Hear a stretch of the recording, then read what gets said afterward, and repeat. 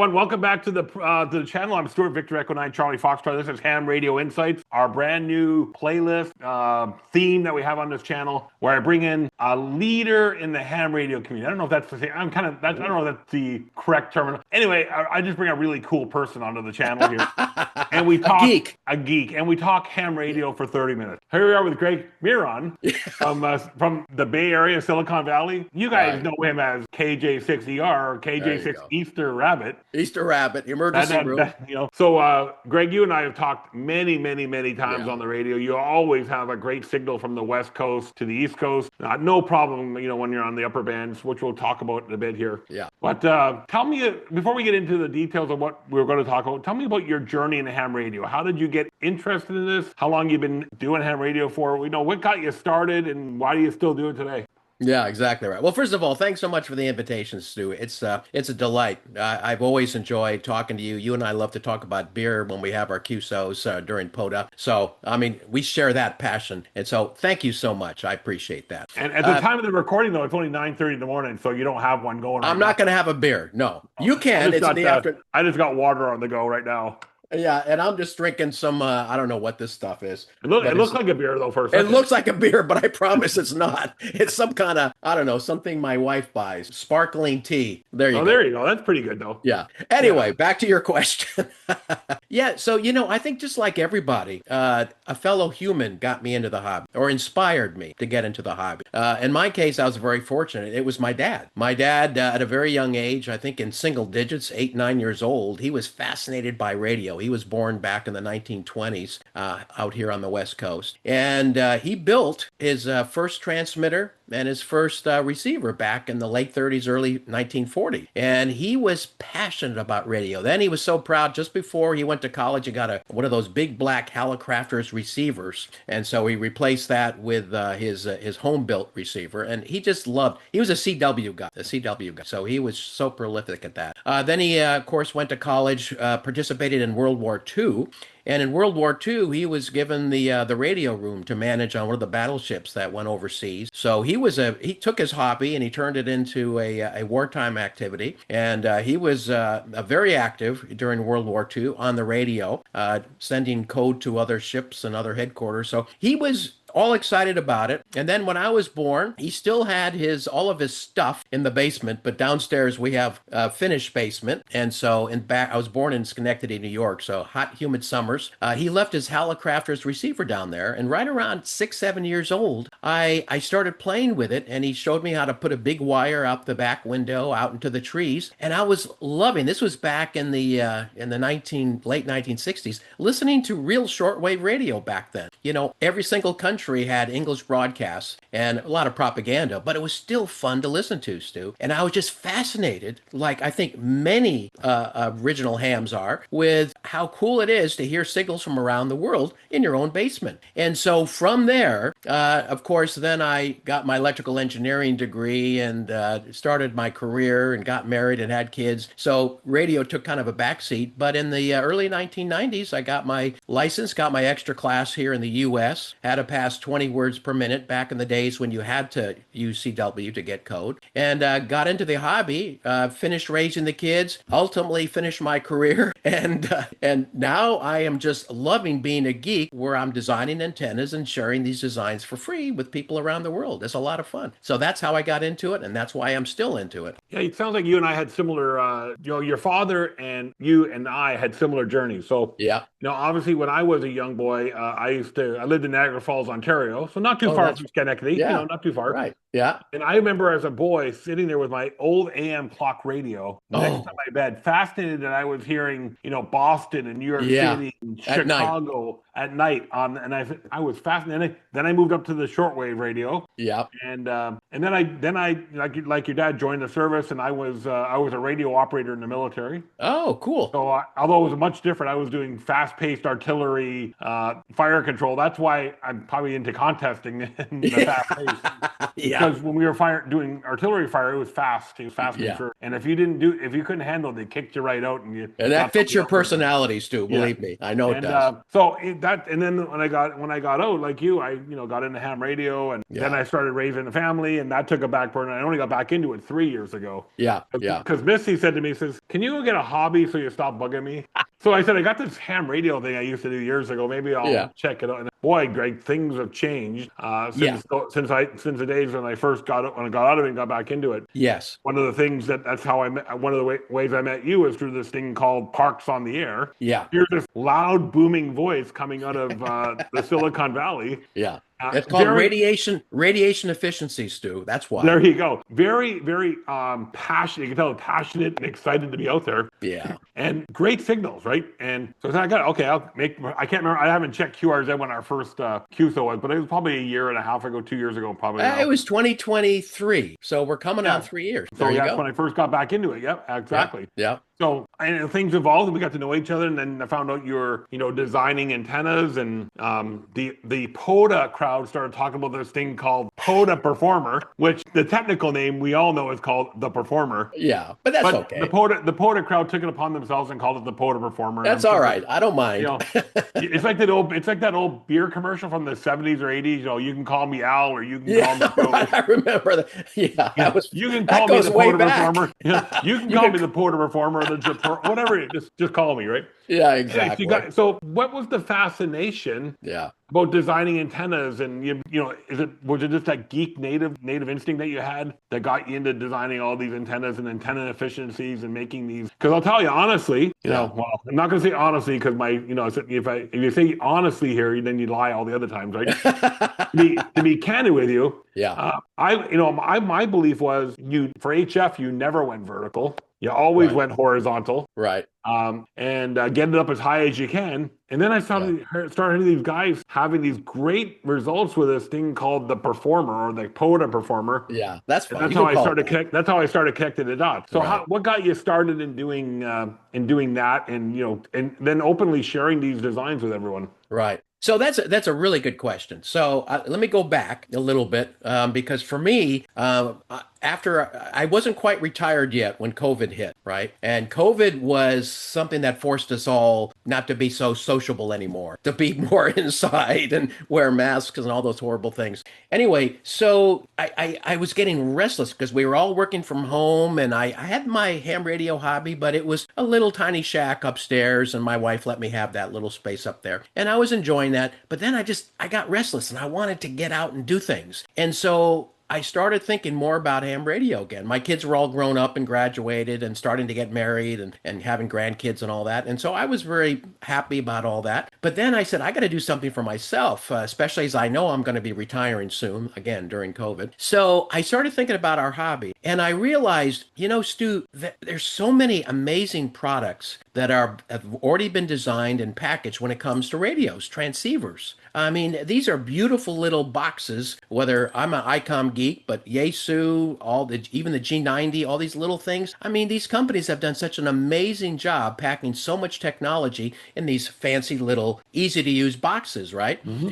And so then occurred to me, all right, well, my dad used to build his own transmitters and receivers, but, I'm not going to necessarily do that. You can buy kits if you want to do the QRP radios, which is fine. But then it occurred to me, really, the last home brewing opportunity we have in ham radio, in my opinion, are antennas. And so right around this time, 2020, when I was thinking about, my rejuvenation of ham radio, I discovered Parks on the Air, POTA. And I said, wow, this is really cool, because I love to be outside. I'm an avid hiker, especially up here in the California foothills with my backpack and everything. I said, I never knew, other than, little QRP radios, that you could go out and make contacts on a regular basis and have people from all around the world hunt you on purpose. I mean, I thought that was really cool. And so I said, all right, let's take this home brewing opportunity. And I had some time during COVID, especially while we were all working from home. Don't tell my boss, oh, wait, I'm retired. Who cares?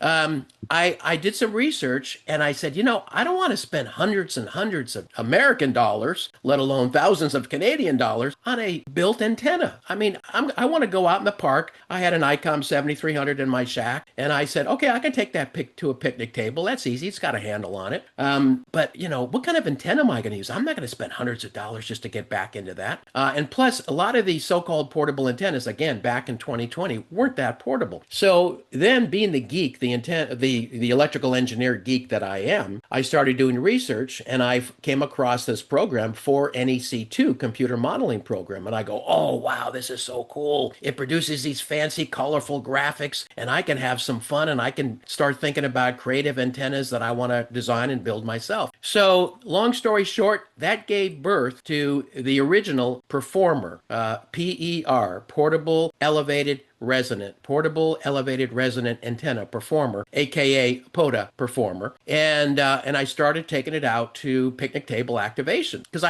my first activation was with a ground vertical and radials on the ground. Easy to get started with that. You'll always get a great SWR. You'll always make contacts. Your radiation efficiency isn't very good, but that's okay. At least you're making contact. So then I discovered by elevating just two radials, either opposite each other for omnidirectional coverage or at 90 degrees for some directivity, about 0.4 dBi gain with some 3 dB front to back between the span of the radials and behind them, I could put out a pretty good signal. In fact, it was so good, Stu, all the hunters I'd be working, I would hear things like, Greg, you are the loudest signal on the band. How much power are you running? I said, I'm just out here at a picnic table with my ICOM 7300, 90 to 100 watts, somewhere in there. And I've got a pretty good piece of coax. So they go, no, but your signal is so loud. And so I started having hunters ask me, well, if your antenna is working that well for you, maybe it can work well for me. Could you write something up and send me the design so I could build my own? And quite frankly, I was excited to do that because right around then I was retiring. And so I said, okay, I'll do that. And I came up with this little email blurb, and then it expanded into a Word doc and then to a PDF. And now it's a 15 to 20 page, I think 17 page PDF, which I share freely with anyone who wants it, that goes through the whole computer model, all the computer model specifications, all the charts and the graphics, the 3D radiation models, as well as the parts list, links to where to recommended buy those parts, as well as some field testing, some SWR sweeps, and how to use best tips and all that sort of thing.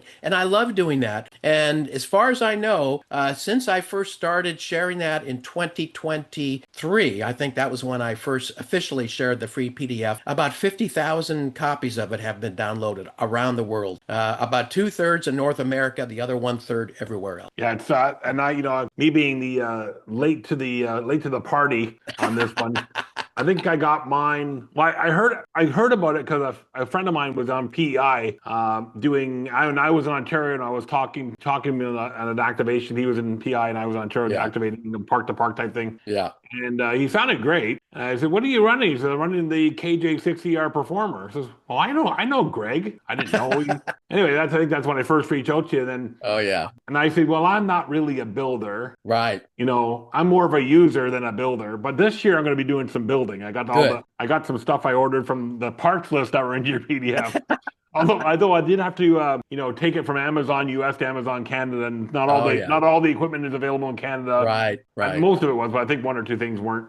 So you find a suitable replacement, anyways. Yeah. And but I bought my first PERformer through the Etsy store, and then I bought a second PERformer, and now, you did. Now I'm going to build. I don't know which one I'm going to build next. If I'm going to build I was really thinking about building the Dominator, but we'll get into the different products. We'll get into By the way, you bring up another good point. Thanks for mentioning that. When I first started sharing these designs and people were asking me about them and all that, I would get quite a few, dozens actually, of operators back then saying, I'm either too old or I don't have the ability, I don't have the interest, or quite frankly, I don't have the time with my career and my kids. Could you build one for me? And I'll pay you to do that. And I said, well, no, I don't think I could do that, but let me think more about it. And then by chance and opportunity, synchronicity, if you will, Bob Johansson, based in the Midwest near Chicago. You've gotten a chance to talk to Bob quite a few times as well. Really, really nice guy. Oh, excellent guy. Yeah. Very smart guy. He's been running his own companies for decades. Very smart man. He has his own technology manufacturer, U.S. based near Chicago, called J Systems, and they do a lot of government type of work, but they do a lot of high tech kind of products. And he said, I'm wondering, would you be interested? I'd be happy to begin to hand make these products in my shop and have my son help me do it, and we can sell them on Etsy. And I said, really? I think there's a demand for that. People are asking me about it. So in addition to sharing free designs, you also can purchase these if you don't have the time, ability, or interest to build your own. And you can buy them on Etsy. Just search for J Systems, and you get these handmade, high quality, better quality than I make my own, to be honest. And, they're very popular. He has over 45-star perfect reviews because of the quality and the support he provides is excellent. So I appreciate you bringing that up, and I'm sure Bob really good. I got a few things that I bought from him in the past, and very helpful. And Good. I'll put all the links in the description below. Anybody wants to go check it out. Yeah. Anyway, so let's get into the different antennas they made. So we talked about the Performer being number one. I would say that's probably the most popular one. Yeah, it is. It's the first one, very popular. Yeah. What else is out there? When you're talking to me on 10 meters, you're not talking to me on a Performer. You're using, are you using the Dominator for that? You're throwing out names, and people probably don't have any idea what these antennas are. So maybe let's start at the beginning. Yeah. Okay. So so the Performer was one that I used exclusively for about a year and a half during my POTA activations, and I still do. It depends on the conditions. But it's just like our kids, Stu. Every kid has their strengths and weaknesses, right? Every kid, well, I shouldn't say it quite this way, but every antenna has its own best use case, right? Mm-hmm. And all my kids have names, so I gave my antennas all different names. The same thing. It's kind of a geeky thing, but I love doing that. So being fascinated by the elevated quarter wave vertical, I said, I want to play with a half wave, and I have here, we live on postage stamps in Silicon Valley. Small lots, nothing like what you have. We have a quarter acre and it's worth ridiculous numbers of millions. It's ridiculous, but you can't really put up a lot of antenna stuff. So I just put up a end-fed half wave sloper for 80 through 10 meters, and it's been my home QTH antenna, and it's worked well. But I've always been fascinated by a half-wave antenna. So I said, all right, how can I make something portable? Now, in California, we're not allowed to put wires in trees. So I was stuck, and I said, actually, it was a good thing, but I was basically forced to look at telescoping whips and wires, connected to those whips. So I said, I bet you I could come up with a design similar to the Performer, except turn the Performer into a half-wave antenna to get a little bit more gain and to get a lower angle or takeoff angle, lower angle of peak radiation, right? So I came up with this, and I realized there's two different kinds of half waves that I was interested in. Off-center fed, where you typically have 80% radiator and 20% counterpoise, roughly. Or you have end-fed half wave, which is about 95% radiator and about 5% counterpoise, and with a little bit lower angle of radiation. Peak angle of radiation. So I decided, let's start with the big one. And because I love DX. I'm not as prolific in DX as you are, Stu, because you are the king, obviously, of New Brunswick. But I said, I wanted to have a portable antenna that was geared for DX. And so my second antenna was called the Dominator, which is what you've mentioned. And I called it the Dominator. Yes, I know. I love these silly names. For global domination. Global domination. Because the Performer has a 24-degree takeoff angle with about 0.4 dBi of gain between the span of the 90-degree radials. The Dominator has plus 0.6 dBi average across all the bands, omnidirectional. And instead of takeoff at 24 degrees, it's takeoffs at 18 degrees with a lot of energy down around 5, 10, 15 degrees, which is where your DX is. So I said, okay, how am I going to create a end-fed half-wave vertical with a telescoping whip? And so I selected a end-fed half-wave Unknown, a 49-to-1, 10 tennis, one of the things that's sold on eBay. And then I said for higher efficient, now they're notorious for not being efficient, about 80% efficient, and I like 90%. So I found one for my antennas with a much bigger toroid and a 56-to-1. And that's what I use for my home half and fed half. They're great. Yeah. Yeah, that's what I use for my, that's what I learned. learned, and I did a lot of research, and I also measured them back to back with my Nano VNA. I've got multiple my antennas products, and the 56-to-1 turned out to be 92% efficient versus the 10 tennis, which is excellent, but it's 80% efficient. And so I went with two options: the Dominator with the 10 tennis, or the Dominator Plus with the extra efficiency with the my antennas. And that's how the Dominator was born. And it's targeted because it uses a 25-foot whip. You can get 10, 12, 15, and 17. It doesn't quite get 20 unless you hack it a little bit. And I talk about in the PDF how to do that. But that thing, even with a single element, with an 18-degree takeoff angle, I have worked over the pole into Europe from California on that antenna, and I work Asia all the time, and I get great signal reports, huge skip zone because it's got a low angle. You're skipping over half the U.S. from California, but I can work well across Canada, South America, Mexico, all over Asia. It's fantastic, and that was a dominant. All right, so we got that, and so we got the Dominator now, the Performer, and I know there's more, but and I'll shorten the stories on these because there's too many of them. Yeah, you got a lot, and you got modifications on them, right? You got the you got what's the next one I'm thinking about? The Marauder, which is really just using the base of the Performers. So okay, so you're skipping ahead now. That one's I am skipping ahead. Yes. You're skipping. Yeah, that one I introduced. I was going to mention the Challenger because those are the three, but I'll talk about the Marauder first. The Marauder. So I've always been fascinated by Moxon antenna. They're typically horizontal single band antennas, but they work so well. A brilliant design by Moxon, the guy, a British engineer who came up with the idea, I guess back in the 1980s, as I recall. But he came up with this great antenna, and I've always been fascinated by it. And I say, how can I create a multi-band Moxon? And I want it to be vertically polarized somewhat to get a nice low angle of radiation, and you don't have to put it up a half wavelength for best performance. So I thought, I got an idea. I have a couple of tripods. I have a couple of telescoping whips. I can come up with a Moxon antenna if I use one whip. So imagine now you have two whips. You have one whip going up on the left, and then I use a little clip to attach a wire to go, so you have an upside down L to attach to the other whip. But I put a non-conducting segment at the end of it, so it's a single upside down L, if you want to call it a radiator, right? Mm-hmm. And then the Moxon uses a reflector, which is more like a backwards L in this case. And so I said, okay, I'll use then the other telescoping whip, run another cross wire with a non-conducting segment to the other whip, but to use it for support. And now you have an upside down L radiator and a backwards L reflector. And it became a Moxon antenna. And oh my gosh, it had 3 to 4 dB gain on all the bands with a relatively low angular radiation with great not only DX coverage, but great regional coverage for POTA. And all of a sudden now this antenna is really getting a lot of notoriety, and I'm really proud of it. It's a really good antenna. And one technical question on that, the direction, how is the directivity on that? Is it from the out from the conducting telescopic whip in that direction? Yeah, so your radiator and your reflector, right? So your signal is going to go, it's a parasitic reflector. You don't run coax to it, right? So the other thing I did is I made the radiator, and I made it a end-fed half wave, if you will, upside down L. So I use a 56-to-1 unun to feed that because that's very convenient. You'd only have to have it a couple, 3 feet off the ground. It doesn't have to be that high. Unlike, a horizontal Moxon, which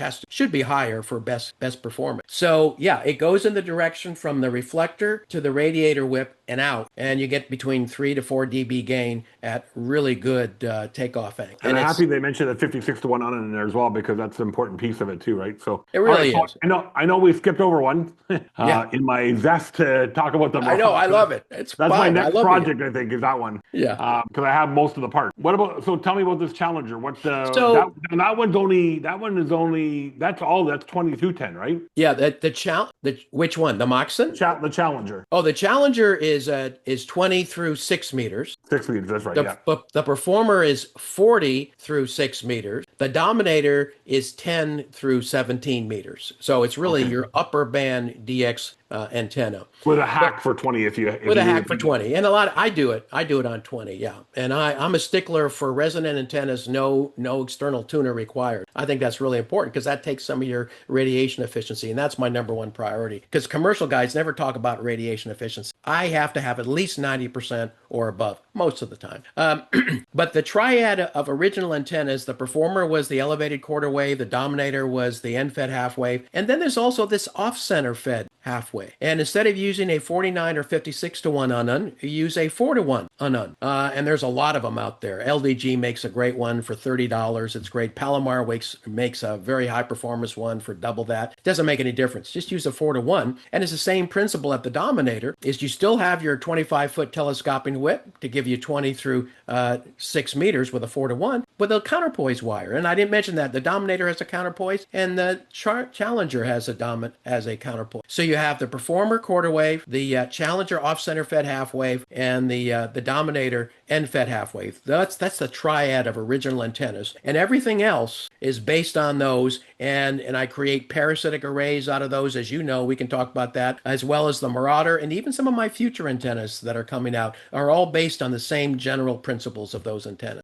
And that's a good time for just put a little plug in. If you want to find out what Greg's doing, reach out to him and get on his newsletter list. I don't think there's a way to subscribe online right now, right? No, just Greg at KJ6ER.net. Greg at KJ6ER, my call sign, .net. Just send me an email. Not only will I send you, 20 free PDFs with links. They're all links, and I keep them updated behind the links. But I get you on the monthly email list. I call it the Antenna Geeks email list. And every month I share a new antenna or an upgraded antenna. I share videos from people like yourself, which I did last month, talking about how they build the antennas, how they use the antennas, tips and tricks, things I haven't even thought of. I'm really enjoying that. I call them my KJ6ER antenna heroes. So there's a lot of information packed, and I don't spam you with a bunch of other stuff. And if you can't remember his email, just look him up on QRZ. On QRZ, it's good on QRZ. That's easy. So I know you have something you want to share with us, showing how all these antennas perform comparable to each other. Yeah, I know it can get confusing when you talk about so many different antennas. Yeah. So, and I want everyone to know, your viewers to know, that Stu's channel is the first one that's going to see this live.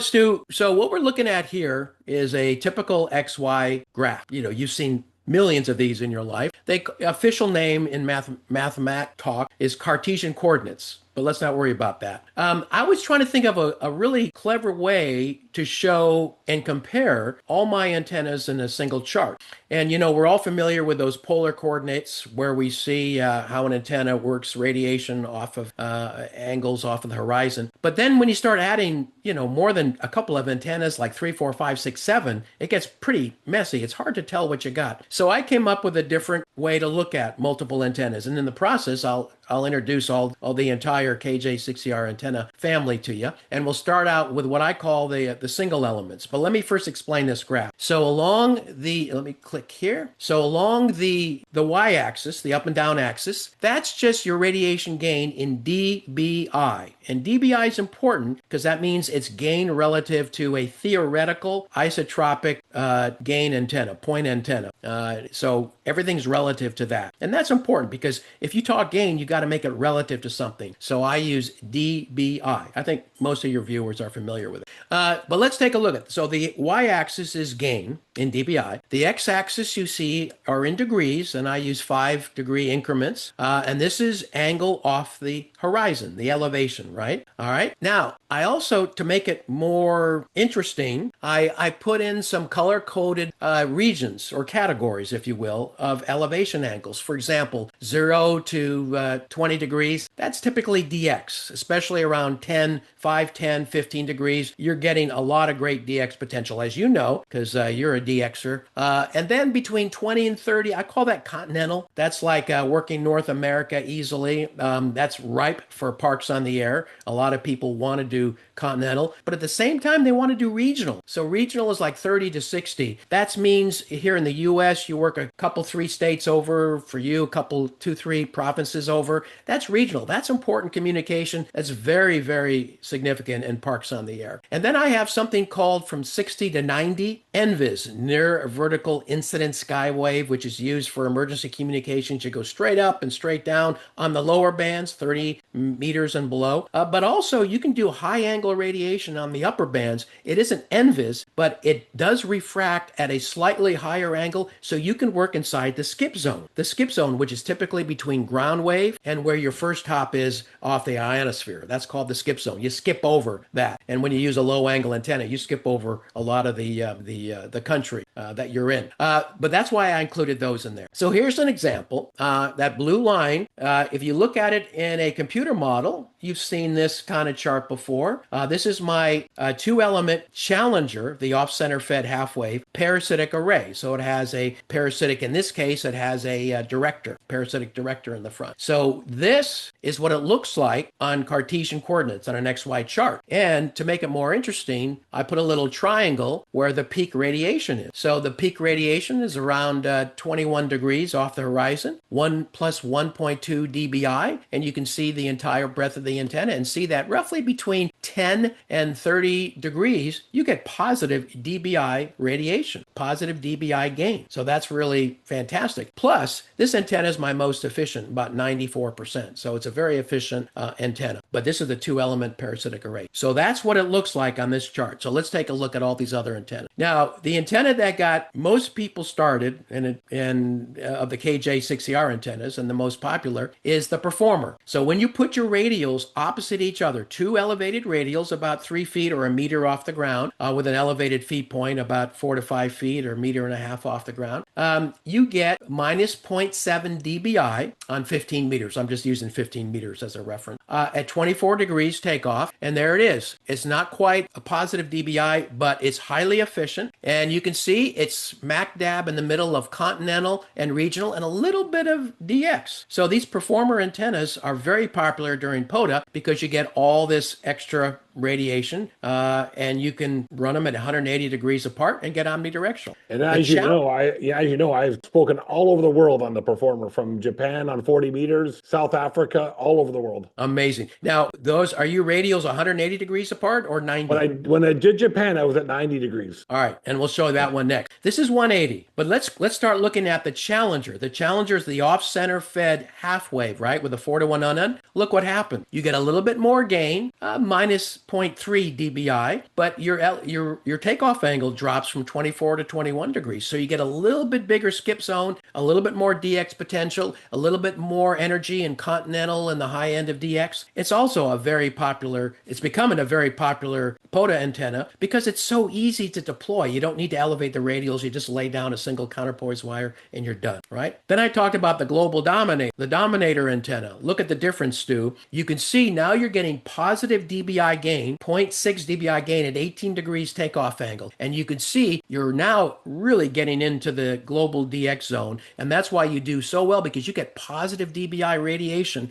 around 10, 15 degrees, take off around 18 degrees. You can see you have much more energy up there to go into farther places. Now, does that graph change at all when you do the hack for 20 meters? Does that shift anyway, into the continental because you're manipulating the design just a little bit? Yeah, the hack, by the way, to get into 20 meters is because you're limited by the 25-foot whip, and I don't want to buy that 35-foot whip that's out there. It's just too big. You'd have to guy it for sure. That would work beautifully, but instead of doing that, is I just take another 18-inch pigtail running from the transformer or the unknown positive to the base of the whip. In essence, it electrically extends the length of the whip low enough. It doesn't resonate exactly in the 20-meter band, just above it, but it's close enough because the bandwidth on this antenna is so broad. I can work 20 meters with a 1.5 to 1 SWR with no problem and no tuner. By the way, never use a tuner if your SWR is 1.5 to 1 or lower. You don't need it. Not even 1.7. It's fine. You don't need a tuner. Don't get SDS,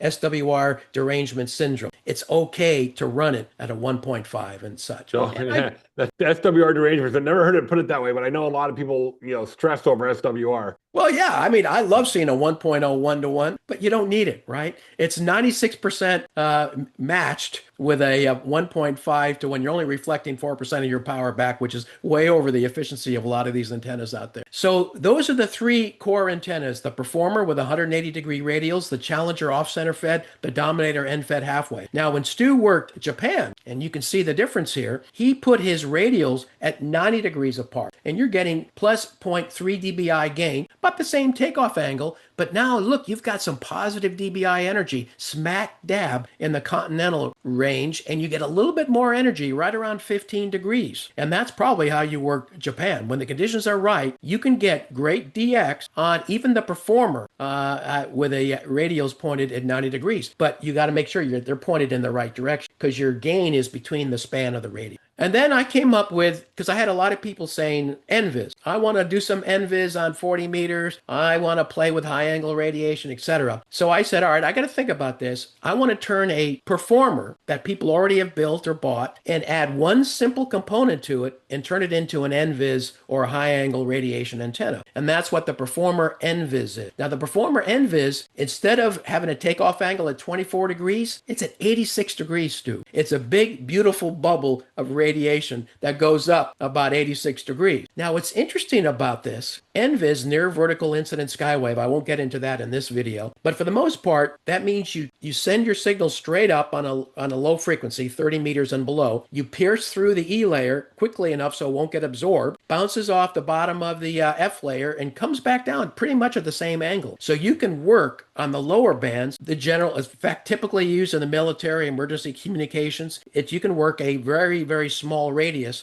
from where you are without getting people from outside that area listening in on. So it's a pretty cool concept. But what happens when you apply that to the upper bands, 20 meters to 6 meters? Well, what's interesting is you still send your signal straight up at 86 degrees, but it refracts at a slightly bigger angle, not the same angle, but a slightly bigger. The beauty of that is you can get closer in that skip zone I talked about between ground wave and your first hop on a normal antenna. You can start working neighboring provinces, neighboring states that you couldn't work before, even intrastate or intra-province. And so if you have your Performer with two radials at 90 degrees, you get all this performance, but then you have your Performer add one single wire radiator with a short telescoping whip, maybe 34 inches max. That's all you need. You can get all this NVIS high angle radiation as well. So you can cover the entire spectrum between global and what I call NVIS or skip zone. And it's this one little extra wire is also linked like the radials. And all you have to do is attach it to the top of the short whip to the other elevation stake, and you're done. You've got a Performer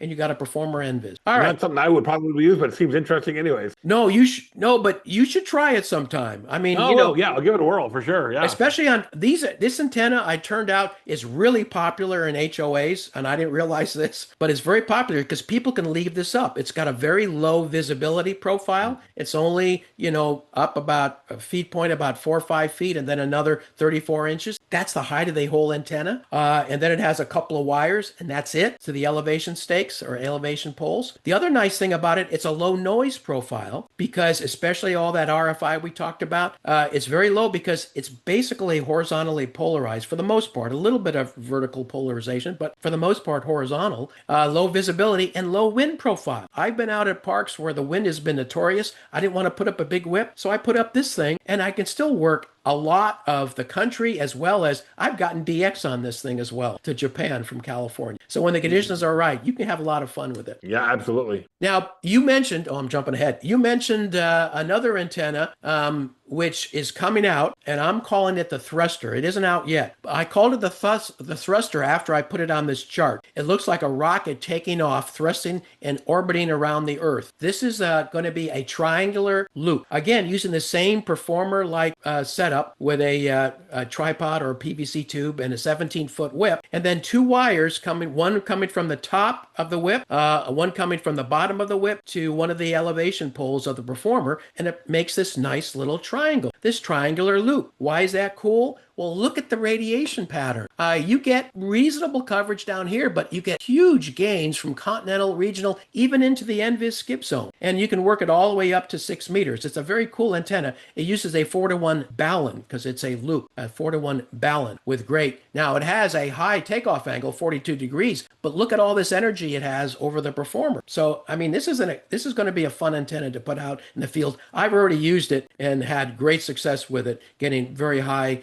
signal reports on the east coast of the U.S. from California. But this is going to be a fun antenna. I've already tested it out at some activations, and I'll be releasing it later this year. So get on my email list. And then the big, exciting one, which I think is going to be fun, and I've tested this, and it's a DX machine. I call it, it's the Hammer Halfsquare. Now, Halfsquare, this antenna has been around for a long time, the concept, but I put another KJ6ER spin on it. We use 2 telescoping whips. They're both quarter wave, 17-foot whips, and then a half wavelength wire from the top of the one whip to top of the other whip. And you can work all the bands 20 through 6 meters on it. And what the benefit is, look at the gain. It has a 22-degree takeoff angle, but it's plus 2.5 dBi, right around 22 degrees. Look at all this energy you get well into the global DX zone. This is going to be a fun antenna because it's going to be your global, continental, and even regional. It'll be a good POTA antenna, but it does require 2 telescoping whips. So, and not just with all the parts that I have hanging around here, because I have 2 performers, right? Yep. Yeah. All I need to do is put a half wavelength of wire between, on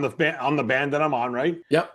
Any non-conducting material on either end, or is it just straight connect? No, it's like a full wave, if essence, an open full wave. It's a half square. It's a traditional half square antenna, but I've kind of made it simplified for portable use. So you got the 2 quarter waves on the telescopic whips and the half wave between them. Makes sense. Yeah, and that's going to be linked, so you get all the bands individually. And plus you need a 9-to-1 unknown. 9-to-1, okay, gotcha. Right? Yep. So, you got your 4-to-1, your 9-to-1, you got your 49-to-1, your 56-to-1. Those are the fundamental building blocks, right? And a 4-to-1 balun is the loop, 4-to-1 unknown is the off-center fed halfway. And readily available through Palomar. That's where I get all mine from. Well, Palomar, LDG makes a lot of less expensive ones, $30. I mean, Palomar is one of my favorites, and my antennas are my favorites for high efficiency, but you're going to pay more. So if you don't care about that extra 1 or 2 or 3%, just get the LDG for $30 American and you're all set. But that's going to come out later this year as well, the Hammer Halfsquare.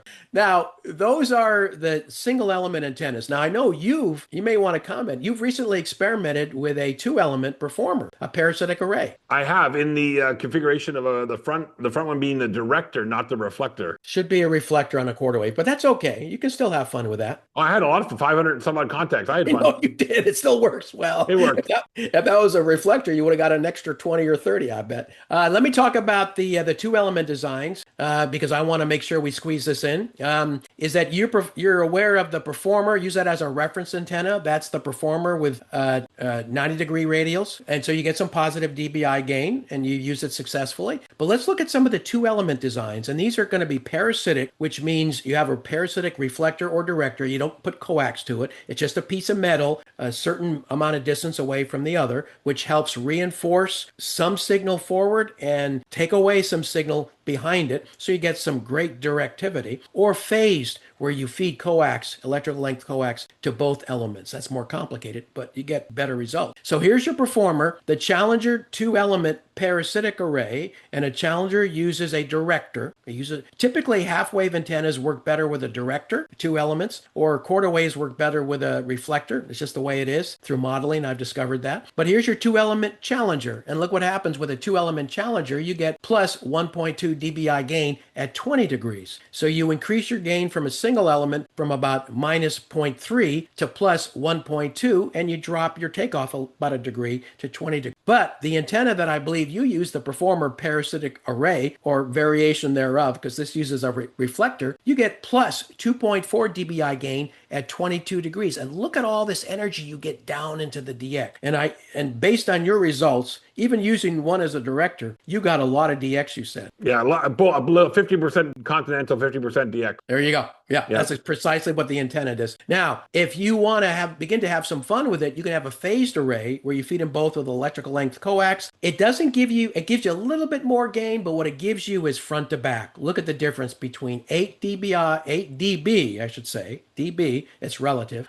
Front to back on the parasitic to 24 dB on That's the phase. huge. Yeah. So if you're into front to back, you want to build a phase array. And right? that is just fed by a coax going to a T connector. There's no fancy switch boxes or anything required for this, right? It's exact. Yes, that's right. In this case, you can use a T connector. I explain all this in the. You can switch the pattern with a special box, but if you just want to go from your transceiver into a T connector and feed both antennas with electrical length coax, that's the stickler. And I explain that in the PDF. They have to be electrically the right length for that particular band of operation. Then you can get some amazing results, not only with directivity, but most importantly with front to back. And then you can really have some fun if you use special phasing coax where they're not the same length, they're different lengths. You can increase your gain just a little bit more to 3.2, make it bidirectional instead of unidirectional, bidirectional, and you still get a great dB, great front to back with 19 dB. This is a lot of fun. I've used this antenna a lot. Bidirectional plus 3.2 dBi, 22 degrees.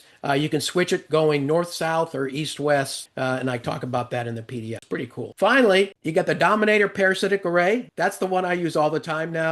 I go over the pole and I work parks in Europe from California. Not a big deal for New Brunswick, but from California, I can work Asia really well, but it's so tough to get Europe and Africa. But I go over the pole with a Dominator. You get plus 3.6 dBi at 17 degrees. So you get tremendous energy, DX energy, all the way down to 5 degrees. It would be the same as us going the other way. Exactly. Yeah. Imagine you work in Japan with an S9 signal. I mean, that's what I was doing with my parks, going over the pole from middle of California into Europe. And then the Marauder, you talked about that early on. This is becoming a very popular antenna. The Moxon inspired antenna. We talked about the two 17-foot whips and the two wires, upside down L, backwards L as a reflector. Look at the strong radiation you get, again, all the way into the DX, but you get all this incredible regional communication. So a lot of POTA guys are beginning to use this antenna. It's pretty cool. The thruster parasitic, we talked about the thruster. This is the parasitic version where you put another triangular loop behind it as a reflector, and it pretty much speaks for itself. You can see this massive gain you get, plus 4.5 dBi, and even though it's at 32 degrees, look at all this energy it has all the way down to about 7-8 degrees, as well as all this high angle radiation energy. This is I've already used this at a POTA activation. I was blown away. I was getting S9 20 over on the east coast of the US from California, the other end of the continent. So it's been a lot. So Greg, I'm gonna inject with a little bit a cautionary tale for our subscribers who are watching. These antennas, when you're setting up these configurations here, you want to do them in a place where there's not a lot of people, because you're going to need some real serious real estate to do this properly. So don't be going to your busy state park on the 4th of July and trying to set this up. These are the ones you want to go to your wildlife areas, your BLM space. That's where you a great point. Lots and lots of room to spread out, and you don't have to worry about people tripping over things or getting tangled up in wires, or heaven forbid getting an RF burn because they touched something they shouldn't have touched. Exactly, yeah. And I've heard stories of people even putting out orange cones around their antennas and people still walk through them. The nice thing about some of these half-wave antennas, they use counterpoise wires which droop down to the ground. So it's not like a performer with elevated radials where people could walk into them. It's just a wire on the ground. And all of these parasitic arrays, with the exception of the performer, all have either no radials or no counterpoise, like the loop.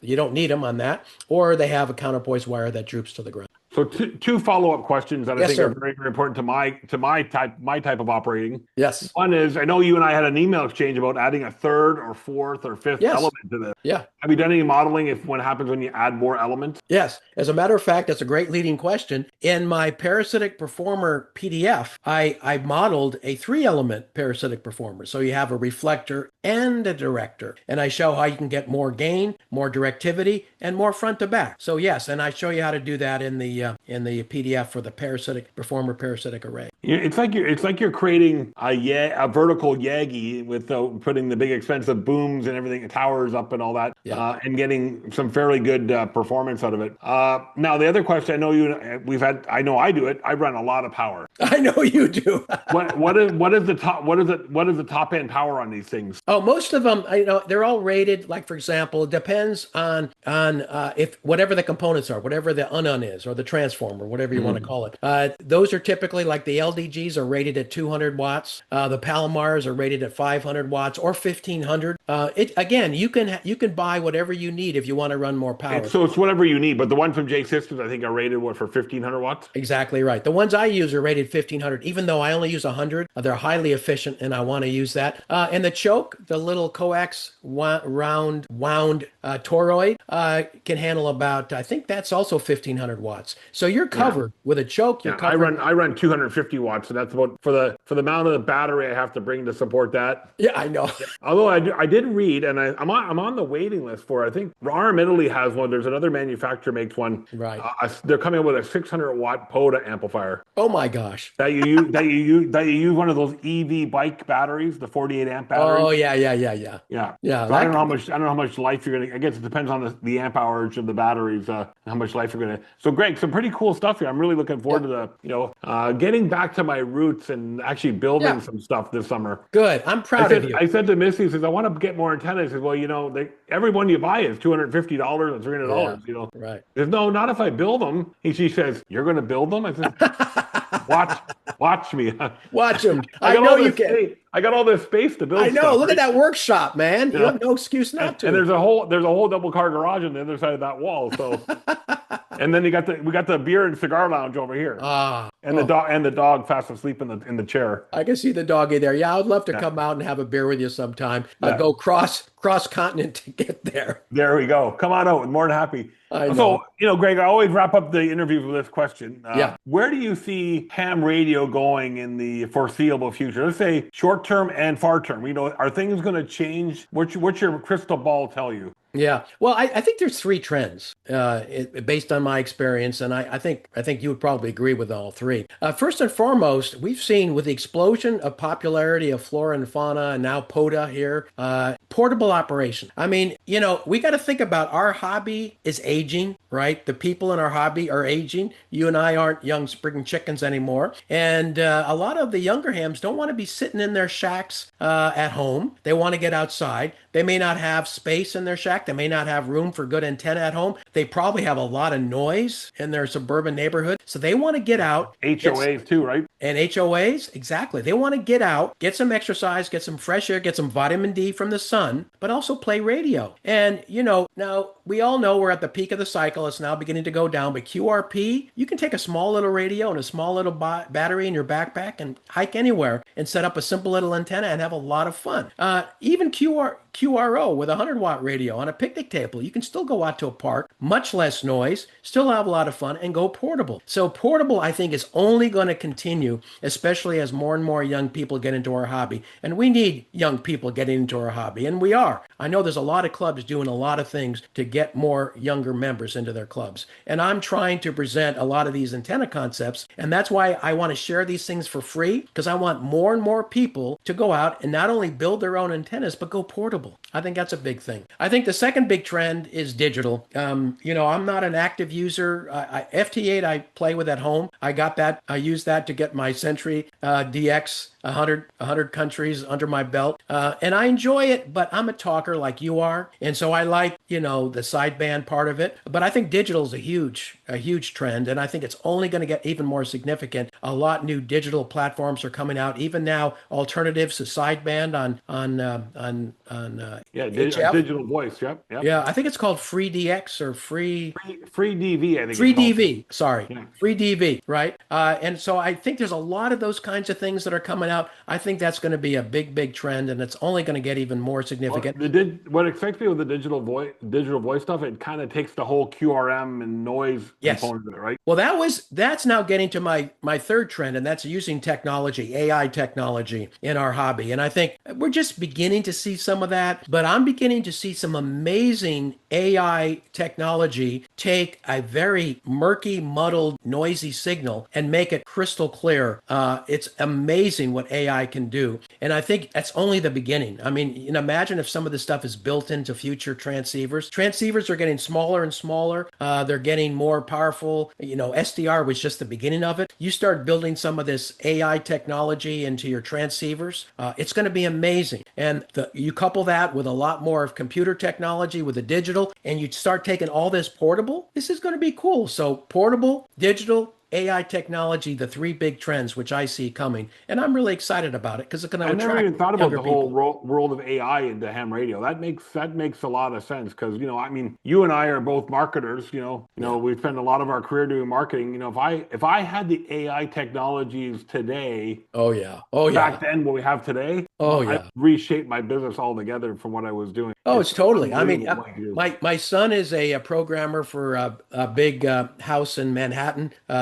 Trade house, hedge fund. And he says 80% of his programming is done by AI for him. It makes him so much more productive. My son-in-law runs the whole operations team at a small company. He doesn't have the funding to hire a bunch of people, so he uses AI to write a lot of his documents for him. It's amazing what AI is doing. And the younger generation is really grabbing onto it. We're just catching up, but they're going to start leveraging it and use it much more actively in the field. I wouldn't want to be a graphic artist today. Because I had the best graphic artist ever working for me. Right. He now works with my daughter who bought my business. Yeah. But I can create something in Google Gemini Pro in a matter of minutes that would take him days to do. I know. It's just unbelievable, that anyway. Yeah, we all have a love-hate relationship with AI. I totally love it, but part of it's taken away some of the human creativity. Well, you hear that in the contest now, all the AI voice generators that are in contest. Really? I didn't know that. V9CF 5.9, and it's just the next one, the same voice, same tone, same reception. Oh, is it really?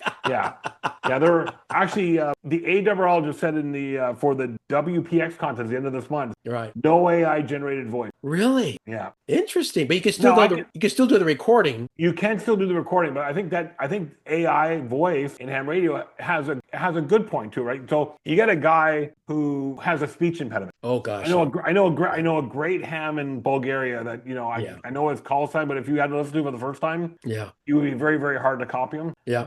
That would be great for a person like that, right? Yeah. Well, here's another application. And this was a personal experience. I was working a guy in Japan the other day, and he was talking back to me in perfect English. Perfect. And I go, how, you have an amazing accent. You have no accent. Your English is phenomenal. Where did you learn it? He goes, I'm using a real-time AI translator. And he was doing it over the air. I don't know if that's a good thing or bad thing, but we were having an amazing conversation. He could say what he wanted to say in perfect English. We could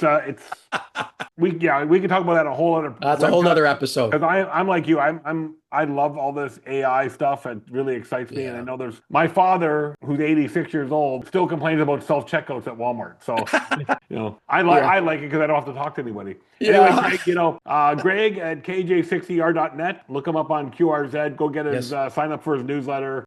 Greg, just thank you for everything you do for the ham radio community. My pleasure. It's guys like you that keep the hobby alive, keeps it going, and keeps a lot of us inspired to do better things and become better operators. So thanks for your role there, my friend. And don't forget to sign up for his newsletter. Thanks again for doing this. I know it's still early for you. It's still morning. Mid-afternoon for me here. It's 11 o'clock in the morning here. It's still not beer time for me. It's beer time for you, I'm sure. Getting close. Yeah, getting close. And by the way, thank you, Stu. You've got a great YouTube ham radio channel, one of the few that I really watch on a regular basis. Keep doing what you're doing. I mean, it's much, much appreciated. Oh, thank you, my friend. Appreciate it. 7-3 from the East Coast, and Greg, 7-3 from the West Coast, I assume. Silicon Valley, you bet. And you'll hear Greg. There's no way you won't hear Greg on the air. Give him a shout when you hear him. 7-3, everyone. Thanks again. 73.